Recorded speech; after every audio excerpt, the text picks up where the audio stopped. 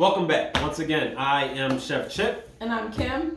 Listen, we are absolutely blown away this week from the viewership, the response that the show is getting. We are so grateful, thankful. Kim, give us some stats. 164 subscribers. Wow. Yes, and our last show, we had over 500 viewers. So we are so excited. We're just getting started, but we are so pleased with the reception that we've gotten so far. Yes, we are. We are so grateful that we are able to bring this information to you guys and let you guys watch our journey and share the journey. And that is going to take me to our weekly update. My favorite part. So listen, I'll kick us off this week. While we're fasting during the season of Lent and we're trying to change up some things that we're doing in our eating, we purchased these jackets 2 weeks ago. Still a little snug, not quite where we want them to be, but I can fit into them. We're down about 20 pounds. All right, 20 pounds. That's amazing. Yes. That's amazing. I mean, let folks know what time frame that is, because that's really good. So we started this show 3 weeks ago. So in about 3 weeks, I'm down 20 pounds. Yeah, men can do that. I'm so jealous. But congratulations for you. Well done, you. Thank you. Mm-hmm. And so I haven't done as well, as you heard from my apparent jealousy. But there's a reason that I, especially besides being female, do not lose weight that well. And it's from a condition called PCOS. And funny, I should mention it. That's what we're going to talk about tonight. We're going to talk about endocrine health, and we're going to zone in on PCOS tonight. Good. Now you're taking me. I'm going to be like a fish out of water with this topic, but I'm willing to follow you guys lead on this one. Okay, so do you know what PCOS is? Let's start there. Polycystic ovarian syndrome. Well done, polycystic ovarian syndrome. That's right. So it impacts primarily women, though men can still carry the gene. It's the gene that causes male pattern baldness. All right. Yeah. Just FYI. I don't have my hat on this week. Thank you so much for bringing that up. Yeah. So I guess I'm carrying the gene. We're related. It runs in families. And you know what? It's not just he and I that carry the gene. A bunch of our family members do. We can trace PCOS back 4 generations. Oh. Yeah. And it's a plague just about every single solitary female in our family. That is no surprise, though, when you realize that 1 in 10 American women have been diagnosed with PCOS, and so many more probably have it and don't know it. Wow. Listen, that is a great topic. We have seen through our family history that you and I are not supposed to be here. Our children wouldn't be here if we weren't here. So this is something that is pretty serious and has affected our family in a major way. Causing major pain and trauma. I can speak from personal experience and then watching my other family members go through it. So we're on a mission of good health and nutrition and good food, as you well know, to prevent a lot of the pain, because just like heart disease, just like digestive issues, it's preventable. Now, there's no cure for PCOS, but we can change our life and live a better lifestyle so that we can hang around and be here for our kids and our children's children. Listen, that's the most important part. So listen, it's all connected, as we say on the show. It really is. So this is just more great information that we're going to get out there today. Mm-hmm. And we're doing it through our life experiences and our cooking. And our cooking. Speaking of cooking, what you cooking for us today? Well, today I have no idea what we're going to cook, but I know you went shopping and you got some ingredients. So not unprepared. I think that let's just take a different twist. Oh, okay. Yeah. You're going to surprise even yourself today. Yeah. All right. Well, the refrigerator's here. The cabinets are there. I was going to say cupboards. The cupboards are there. So as long as it's good for digestion. Yes. Low glycemic. We got to keep the blood sugar levels low with PCOS. Check. And full of vitamins. Always. All right, then we've got something to work with here. So we're going to let you do it. Yep. And meanwhile, we have a special treat for you today. Like I said, the members of our family are here. Instead of it just being me today, we're going to talk with a panel of people who have survived PCOS, who are living with PCOS, and gain some insight from us all. That sounds great to me. All righty. Well, Chef, you get to it, and I'll meet you over on the other side. See you soon. Sounds like a plan.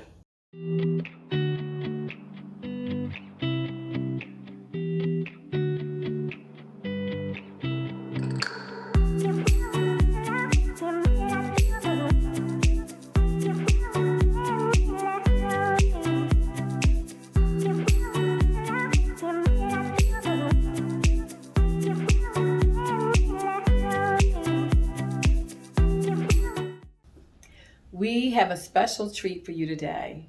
Instead of just listening to Pastor Kim drone on about nutrition, we have a panel of my family members here today to talk to you about our experience with polycystic ovarian syndrome, also known as PCOS. Before we get started, I'm so excited to introduce them. I want to tell you a little bit about PCOS. It is basically an issue concerning your ovaries where progesterone and estrogen are made, and a little bit of testosterone, okay? And so what happens is the ovaries become oversized and they have these small cysts that can grow. You'll hear more about that later. These small cysts that grow around the ovaries, hence the term polycystic. There are a plethora of symptoms that go along with PCOS. The standouts for me were irregular menstrual cycles, depression. There also can be excessive hair growth, unpleasant weight gain, particularly around the middle. All right. There can be all kinds of symptoms and lots of inflammation. There can be inflammatory issues. It's just a host of issues. And I mean, miscarriage. I've had 3. Okay. So it's just, it can be traumatic. And we want to talk today to my family members. I'm so happy to introduce them because they have their own stories to tell. We can go back 4 generations in our family with this thing called PCOS. That takes us way before it was even recognized as a thing. So we know that it follows families, it's in the genes, and there's also growing evidence to suggest it's environmental. So let's get into our conversation today. And as we get to know my family members and their stories, we'll talk about how we can use good health measures like exercise and eating right to combat this chronic condition. So let me introduce my peeps. First, we have my A-Spoon Coon, my sister Alicia. Hi. My lovely, beautiful niece Rebecca. We call her Nikki. Hi. And our other niece, she's here, baby girl, holding it down for the young folks. Sorry, Nick, that's not you anymore. Hallie. Hi. So, Alicia, we'll start with you. Like we've already told our friends, PCOS is something that our family lives with. Why don't you share a little bit of your struggle with it?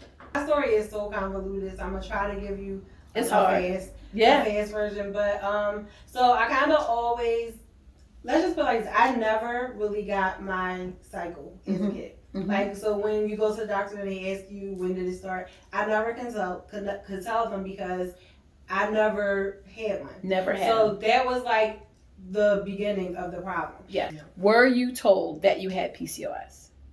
No, diagnosis came way like late when it was too late. So was it not a thing? Like, why weren't you told that? I never heard of that like until I was in my 20s. So like as a teenager, like I never really heard of it. I think actually like you told me mostly about PCOS, and so that made me start to do like research and then find a doctor, and I kind of figured out that that's what I had.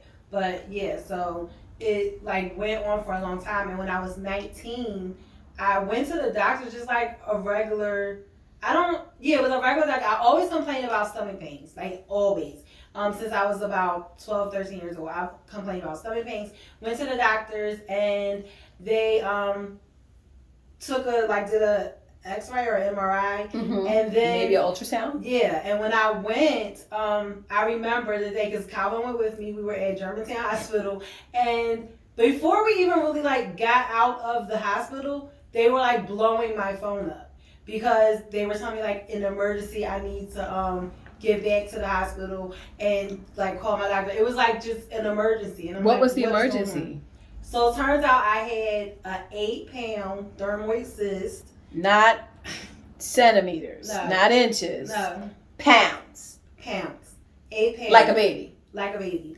So, not to interrupt your story, but I remember, because I'm the big sister, that there was rumors going around about you. No, it really was. People were saying that she was pregnant. Yeah, because at the time I was like really thin. So I probably was about like 120, 125 back then. but my stomach was always big. And so Yeah. that kind of like messed with me because like eating, like I would like eat these little small plates Yeah. and do a lot of exercising because it was like no matter what, I was always still big. And Right. so it was just like, you know, I can't lose the weight. Apparently, people thought I was pregnant. Turned out it was a dermoid cyst, and it was not just one. I had two. Right. That one They was grew 8 out from pounds. the ovaries.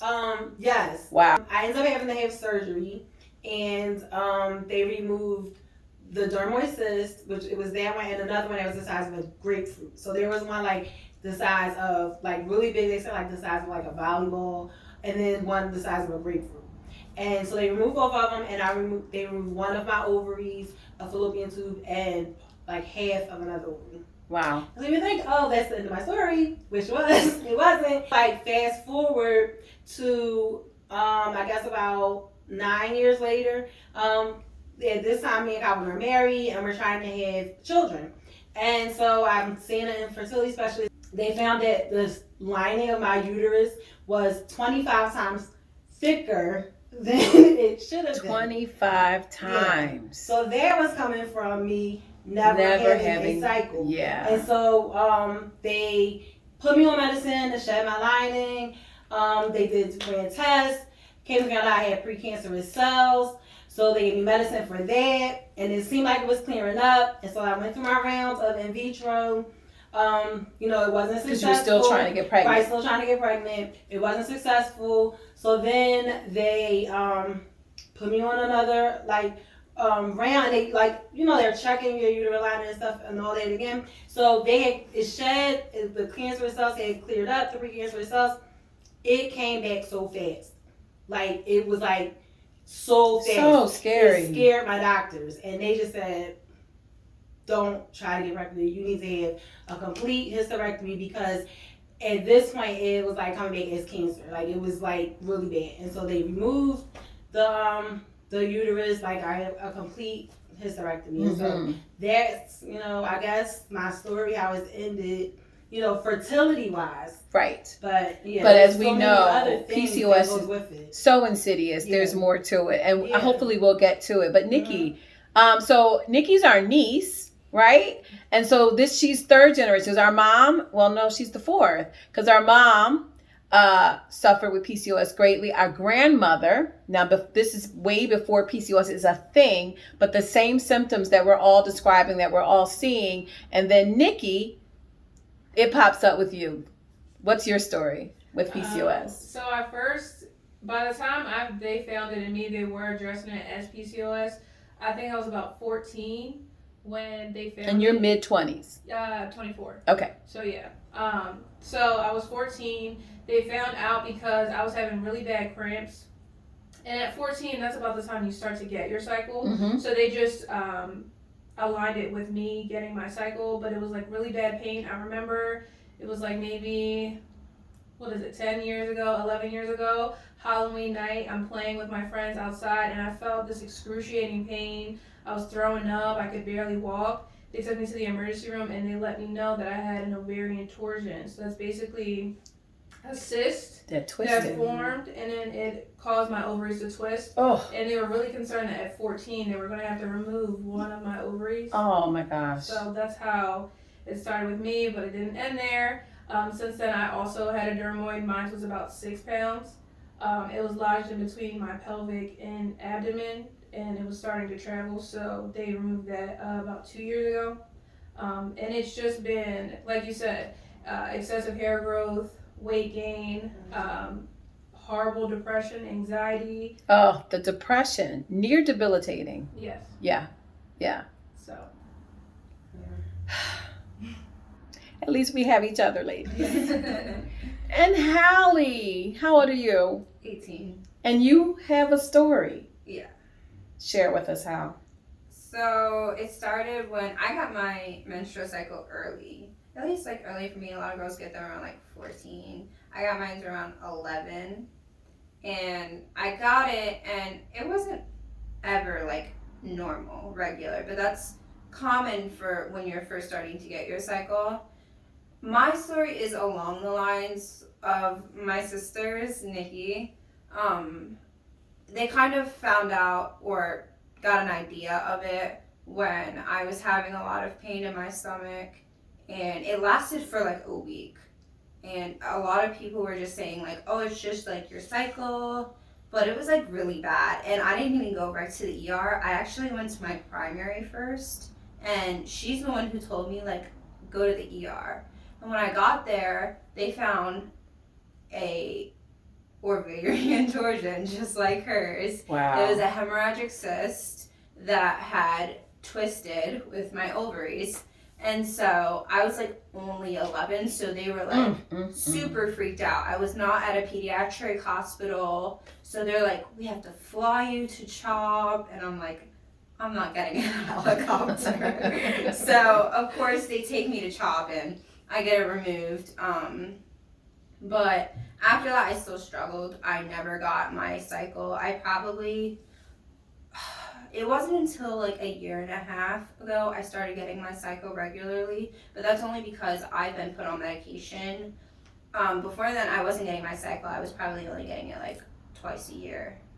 And it was like hard because, you know, I was scared with seeing what my aunt went through, that I was going to go through the same exact thing. Yeah. So none of my doctors that I went to an endocrinologist, and then I went to a fertility specialist at Penn the first time I went, and none of them would diagnose me with PCOS. They would all just chalk it up to. They never want to. No, they all just chalked it up to, I'm young and I play sports, so my cycle's not going to regulate.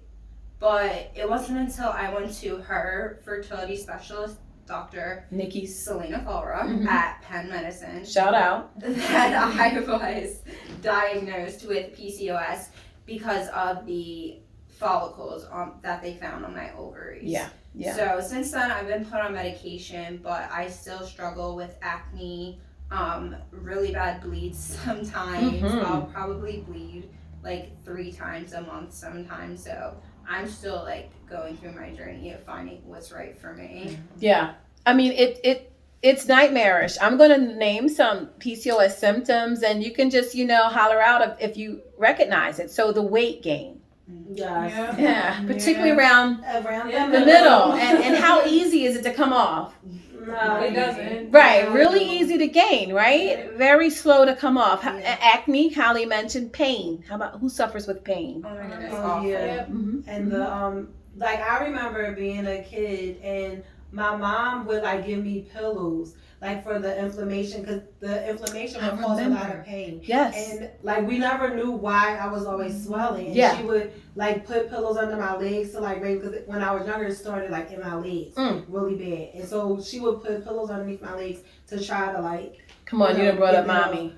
Tell me about the treatment.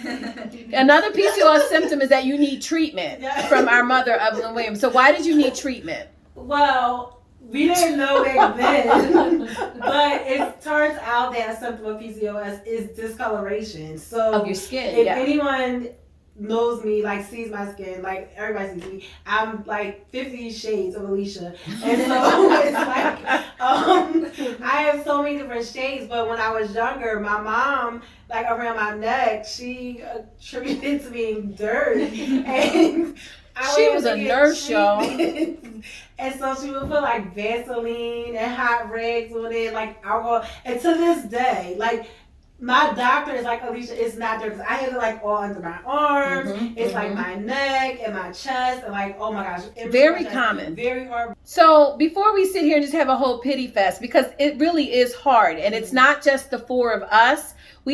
So Alicia and I are 2 of 6 girls, and I think everyone struggles in one way or another with PCOS. You're not the only one of us to have had a hysterectomy. My mother and I, horrible miscarriages. I think we had the same amount, 3. You know what I mean? I really thought, first of all, infertility preceded both my mom and me for years. We could not conceive. And then we could conceive, but we couldn't hold a pregnancy. And so miscarriages. So lots of pain and trauma. But on the other side of that, we learned some things. So Nikki, what did you learn? That exercising and cutting down your carbohydrates, getting That's proper huge. rest, managing your stress. managing your stress levels is a big part in, I won't say reversing, but just managing your PCOS. Yeah, because there's no cure. There is no cure, but you can help your symptoms with just a few of those things. That's how I've been helping mine, and it's been great for me this last year. I'm so glad. And you look great. And Hallie, what have you learned on your PCOS journey? Not gonna lie, still learning. But a lot of it has been like exercise, like Nikki said. That's been really great for my body. I feel like have a lot less symptoms. And another one, a big one, is being an advocate for myself. Good. Because I wasn't doing that at first, and so doctors were just pushing me to the side, but it wasn't until I was actually advocating for myself that I started to get answers. Good for you. Yeah. Good for you. A lot is still not known about PCOS, so it is hugely important that you arm yourself with knowledge, and that's why we're doing this show. We hope that it spurs you to start reading, to start asking questions, and to start to find out what you can do to propel yourself forward. We don't have to give into it. Diabetes can result from this. Alzheimer's, which our grandmother and our great-grandmother did end up having, can result from this. There's so many heart problems, which our grandmother and our mother struggles with. There's so many issues, hypertension that can come. I have hypertension, okay? But my goal is to make sure my nieces and my girls, I have 4 daughters, they have PCOS. My goal is for them not to have it. And so we learn and we push forward. Alicia, how have you been able to control like pain and all the different things that you've been dealing with? Well, the pain and my biggest one was inflammation. Like even after everything, it's still the inflammation, and I still can struggle with it sometimes. What's really been helping me is OPC3. Yes, pycnogenol, like curcumin, and I take bromelain, and those 3 supplements have really helped me a lot. Be able to manage the swelling and keeping it down. PCOS does require a certain amount of discipline. Would you agree, ladies? Definitely. Yeah. Definitely. So hang in there. Know that there are folks struggling with you, but if you're struggling with being super hairy, struggling with that weight, struggling with inflammation and pain that you shouldn't be having at early ages, irregular periods are a surefire telltale sign. Not every irregular period means PCOS, but PCOS is almost always accompanied by menstrual irregularities. If you struggle with these issues, pay attention to your diet. Get your carbs under control. You want omega-3 fatty acids. You want to make sure you're eating lots of colorful vegetables. Limit your fruit, 1 to 2 pieces a day, okay? But get those colors in there because you want those antioxidants. And remember, sometimes you just got to take it. Remember those supplements. Ladies, if I have to walk this PCOS journey, I cannot think of a better crew to hold me up, to encourage me, to give me hope than you ladies. Thank you so much for joining me today. Thank you. Okay, we're going to get back in that kitchen and see what Chef Chip's doing.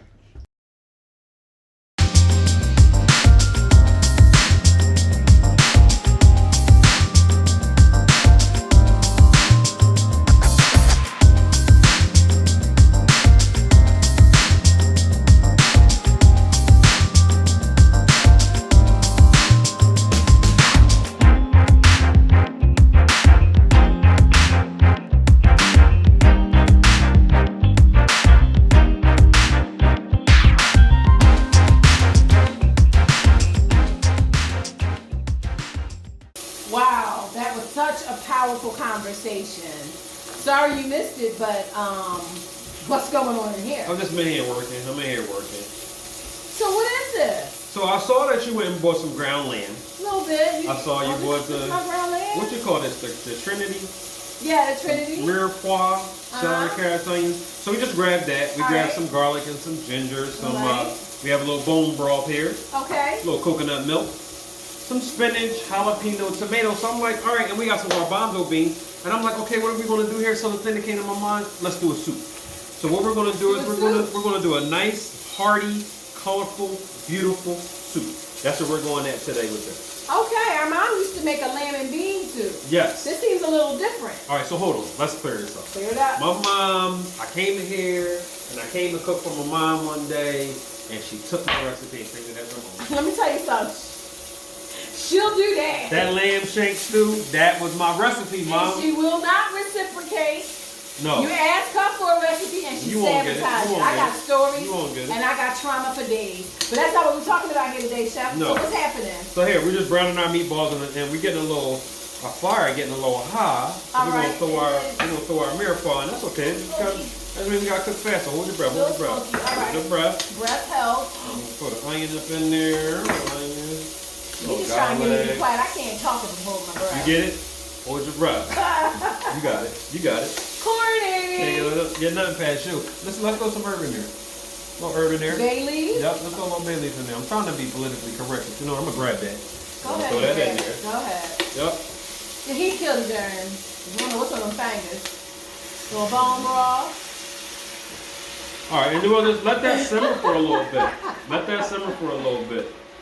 And Woo. so as that cooks down, we're gonna let that reduce a little bit until the vegetables get nice and soft. Okay. And then we'll add a couple more herbs. I a never little seen bit. soup in a frying pan. Yes. For the it's called For the Purpose of Television. Oh. So we're gonna do the soup in a frying pan. convenient. Yes, convenience. All right. Convenience. So we're gonna do the Fried soup for your convenience. All right, go ahead. All right, I'm sorry. Forgive me, Chef. the blooper part is for after the show. All right. All right. You're right. But listen, we're gonna do the soup in Really there. funny today.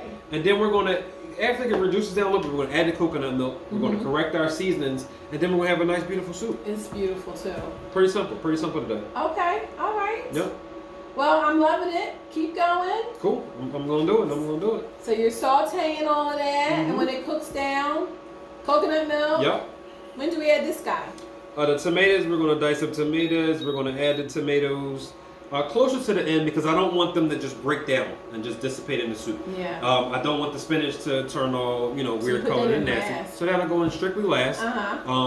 And that's it. We want And to it's just gonna have a little kick. I see some little jalapeno kick. Yes. representing. So listen, we went a What's lot that? of different directions. This is a little bit of oregano. Okay. So we just played off of a lot of different angles here, a lot of different cuisines here.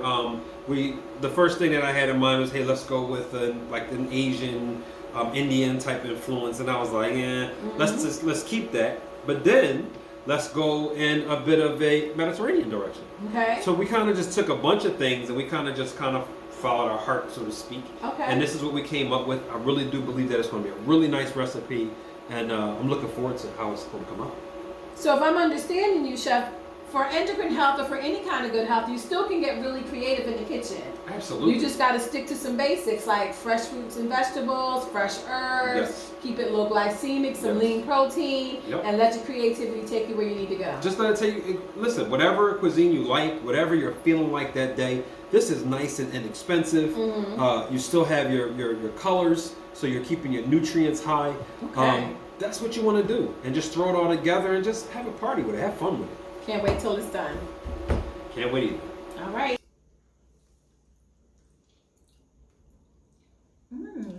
Okay. That's good. Oh, I got some heat in the back of my throat. Did you Right really? there. It's It's delicious. a little spicy. Mm-hmm. It's just a hint. Yeah, that's really good. It's not too much. But we really, can you see how we called in a lot of different cuisines here? Yeah. You have a Thai feel.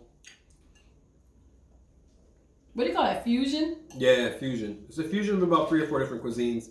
And I like the direction that it went. It's good. It's just really good. I like it. It's really good. And the lamb is really flavorful.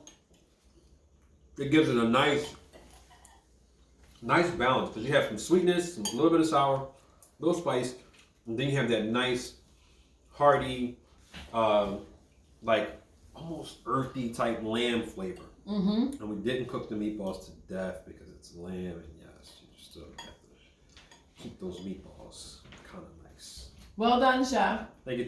Yeah, Now it's listen, good. I wanted to show you guys because I'm a little known for my baking skills. Back in my high glycemic life, one of the things I was known for was my white chocolate bread pudding. Sold a few of them in my day. So I decided to give it a makeover and make it completely low glycemic. It's low carb bread, It's egg whites, it's heavy cream, it's sugar-free white chocolate. And so I wanted to know what you guys thought. You all know what the high carb version tastes like, so go ahead. Before I taste it, you taste it. Oh, do we have to wash our spoons? Nah. We'll go pop up. Oh, that's a big bite. You might want to take it down a notch in case you don't like it. A little nibble. No, let's try it. Yeah. And I know that regular one is like crack. Oh yeah.